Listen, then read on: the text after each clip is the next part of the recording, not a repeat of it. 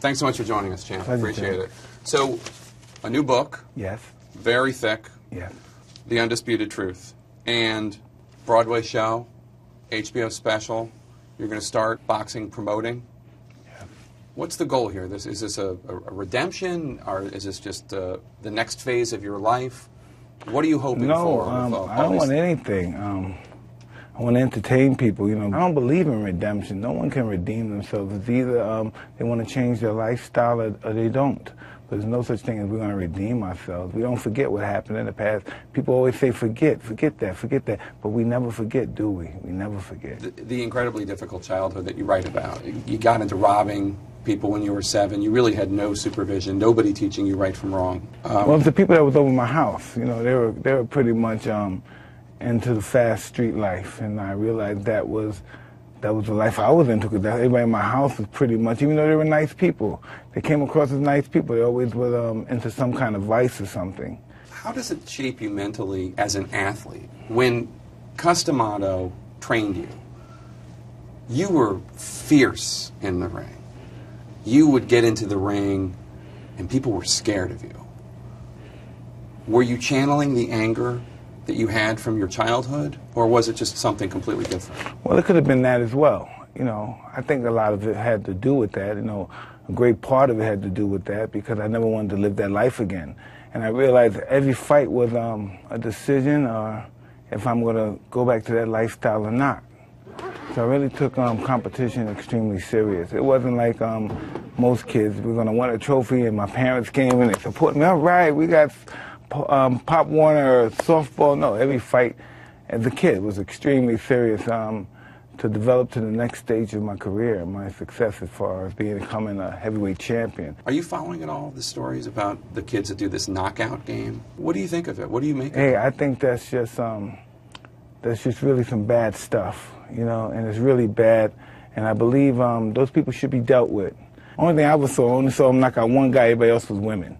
So, you know, these guys are cowards, and I'm not going to base my opinion on what should happen to them, but these are really bad people, and they should be dealt with the full extent of the law. You're a complicated guy. You've had real highs and real lows. What do you think has been the highlight of your life so far, your best moment?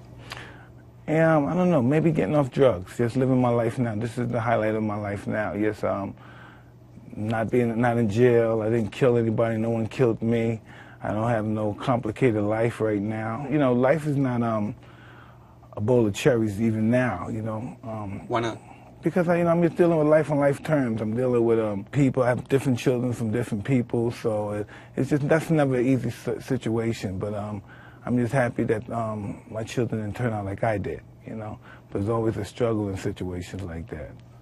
You said, I never killed anybody. It is, to a degree, considering how ferocious you were in the ring and some of the troubles you've had with the law, it is kind of amazing that you never killed anyone. Well, it's amazing no one ever killed me either. So, you know, it goes both ways.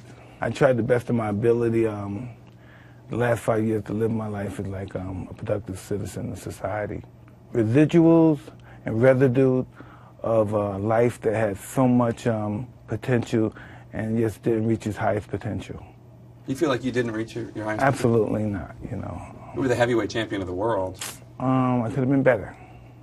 A better person or a better fighter? Both. You're trying now to be a better person, though. Well, I am a better person now. I'm not trying, I am. You know, I established that. Life has ups and downs. Hard times fall upon anybody. If I won the Nobel Peace Prize, still I'm going to have to deal with life on life terms. So at the peak of your career, you were convicted and sent to prison for rape, yes, which you write and you talk about in your Broadway show that you did not do. In the preface of the book, you lay out the case for your innocence, including some harsh words for the judge. But you also say about the judge, the little white woman judge who sent me to prison just might have saved my life. How did you save your life? Well, I was no longer on the streets, getting in trouble. I was just, I was being very difficult. I was very difficult. I was very confused. I didn't really have a direction when I was out. Even though I was still at the peak of my game, I just didn't have a direction in life. And when I went to prison, even though it wasn't like, you know, the happiest moment of my life, I learned some kind of peace. I received some kind of peace. And when I came out, I became more successful than I ever was before. What did you learn about yourself when you were in prison? That I could accomplish anything I want, and I could change my mind at any time I want. And I don't have to be the person that I once was before, not necessarily anybody. Even right now, I don't have to be this person now. I can change my mind anytime I want and be whatever I want to be, and I don't have no glass ceilings in my world. And yet you came out, you still drank a lot, you still did drugs. Yeah. And you're off drugs now. Yeah. How much money do you think you spent on drugs? I mean, you're an incredibly wealthy man. I don't know. I spent enough. Millions? I don't think I spent millions on drugs. I wouldn't be here if I spent millions on drugs. You know, I spent some money on drugs. Most of my drugs are free, you know, but yeah, I had fun with drugs. What was the moment that you realized, God, I need to stop doing this? I just had to. I believe when my daughter died when she was 4 years old, I had a 4-year-old daughter that passed away in a really mysterious freak accident, and I just wanted to stop. I still didn't stop, but like a month after that, 2 months after that, I just doing the Tower of Life, and it started changing my life. Was that the worst moment of your life? Yes, that's the worst moment of my life, yes. In the documentary, you talk about something Cuss told you. You have to face your demons, you hear me, Mike? Because if you don't, they'll follow you to eternity. And you remember, Mike, to be careful how you fight your fight, because the way you fight your fight will be the way you live your life. Are your demons still with you? But they never leave. That's why they're demons. Demons don't go anywhere, not even with exorcisms and all that stuff, you know. People tell you that's just ridiculous.